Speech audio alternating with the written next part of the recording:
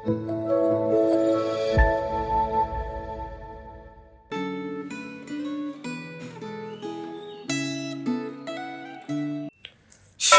Bapak Ibu Saudara sekalian.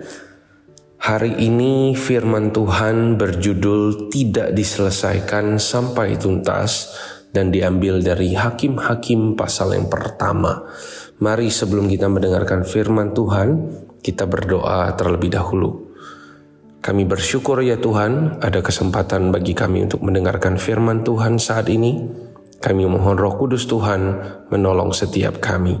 Dalam nama Tuhan Yesus kami berdoa. Amin.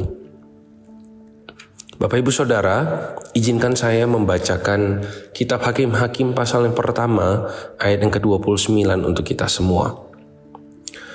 Suku Efraim pun tidak menghalau orang Kanaan yang diam di Geser, sehingga orang Kanaan itu tetap diam di tengah-tengah mereka di Geser. Sedemikian jauh pembacaan firman Tuhan.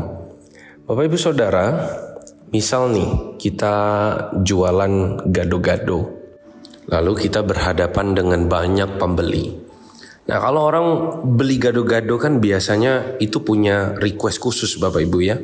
Ada yang sukanya pedas, ada yang nggak mau pedas, ada yang request pakai lontong, tapi ada juga yang request nggak mau pakai lontong. Ada yang request mau banyak timunnya, tapi ada yang nggak mau makan timun. Lalu kita sebagai penjualnya itu tidak pernah membuat gado-gado sesuai request pembeli itu. Dia minta gado-gado pedas, kita kasih nggak pedas. Dia nggak mau lontong, kita kasih lontong. Dia mau kerupuk ekstra, kita kasih tahu ekstra. Yang orang itu terima memang betul tetap gado-gado bentuknya, betul.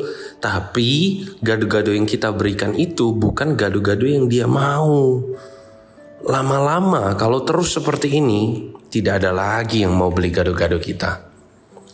Nah, dengan gambaran perumpamaan ini Bapak Ibu Saudara, kira-kira inilah yang orang Israel lakukan kepada Tuhan dalam kitab Hakim-Hakim. Nanti kita akan lihat ya. Kitab Hakim-Hakim ini sudah masuk pada kisah di mana orang Israel memasuki tanah Kanaan. Ternyata tanah yang Tuhan janjikan kepada mereka itu sudah keburu dihuni oleh penduduk lain yang Alkitab sebut sebagai orang Kanaan pada umumnya.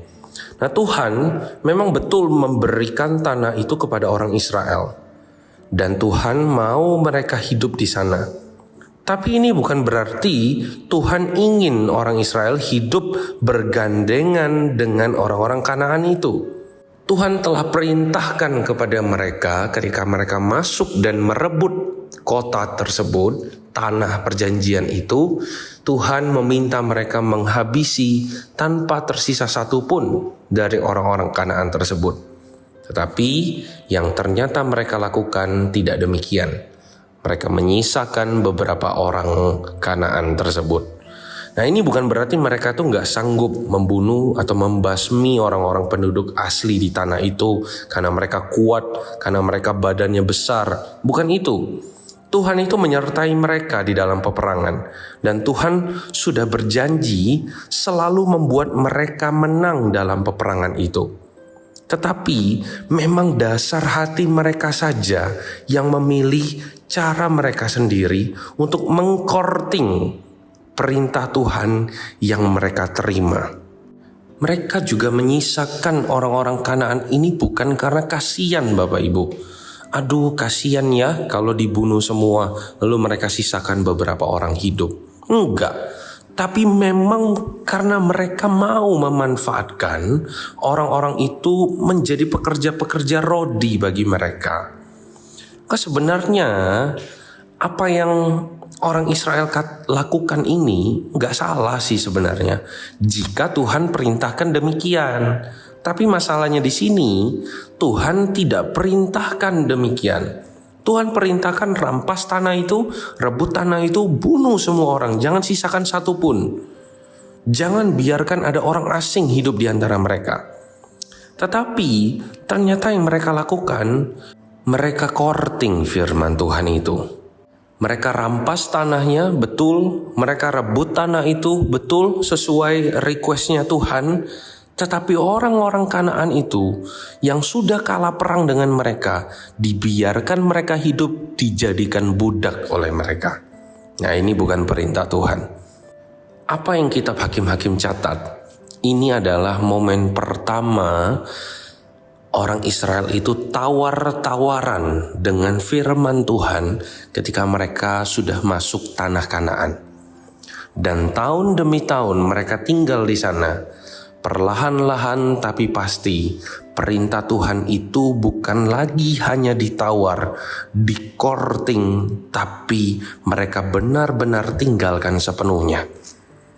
Sampai kitab Hakim-Hakim itu menuliskan bahwa kehidupan orang Israel bukan lagi tidak menuruti perintah Tuhan.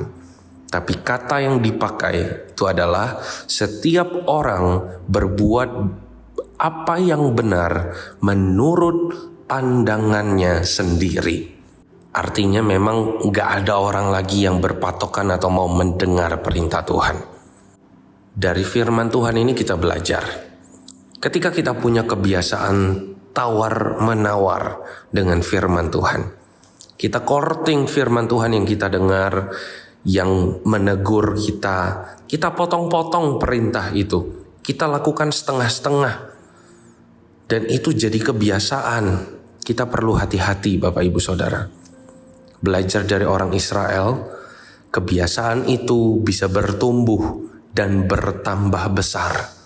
Dosa yang tadinya kecil, sepele, kita anggap biasa, dipelihara bertahun-tahun, lama-lama itu menjadi dosa yang besar sampai diri kita sendiri tidak bisa menguasainya lagi. Lama-lama kita bukan lagi sekedar tawar-menawar dengan firman Tuhan, bukan lagi mengkorting firman Tuhan, tapi benar-benar firman Tuhan itu kita tinggalkan dan tidak lagi kita hargai. Jika hari ini kita masih ada dosa tertentu yang kita pelihara, jangan dianggap remeh dan jangan dianggap itu bukan hal yang serius. Monster kecil itu, jika kita beri makan terus setiap hari dan kita merasa aman-aman saja, tanpa kita sadari, suatu hari dia sudah menjadi monster yang besar yang tidak bisa lagi kita jinaki. Mari saat ini kita memohon belas kasihan Tuhan di dalam doa. Kami bersyukur ya Tuhan, kembali firman Tuhan mengingatkan dan menegur setiap kami. Tuhan, jikalau di antara kami ada dosa-dosa yang masih kami simpan dan kami pelihara, dan masih menjadi dosa-dosa yang kami sukai, Tuhan, kami mohon belas kasihan Tuhan untuk melepaskan kami dari dosa itu. Jangan biarkan dosa itu bertumbuh semakin besar di dalam diri kami, tetapi biarlah dosa itu dibuang jauh-jauh, dan jangan sampai ada satu dosa pun yang menguasai diri kami dan menjauhkan kami, bahkan membuat kami meninggalkan Tuhan. Roh Kudus Tuhan, tolong setiap kami, berbelas kasihanlah kepada kami, dan sertai ya Tuhan perjalanan hidup kami sepanjang hari ini. Di dalam nama Tuhan Yesus kami berdoa. Amin.